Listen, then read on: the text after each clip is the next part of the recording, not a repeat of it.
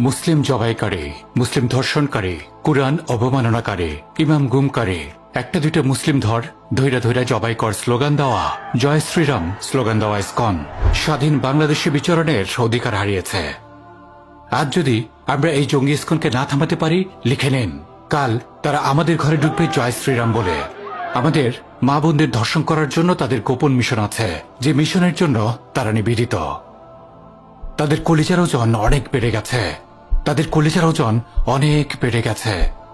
মুসলিমবঙ্গের মুসলিমদের ঘুম কবে ভাঙবে? কথা মাত্র একটা, এই দেশে ভারতের এজেন্ডাবাহী জঙ্গি ইসকনের কোনো স্থান নাই। No if no but, only full stop.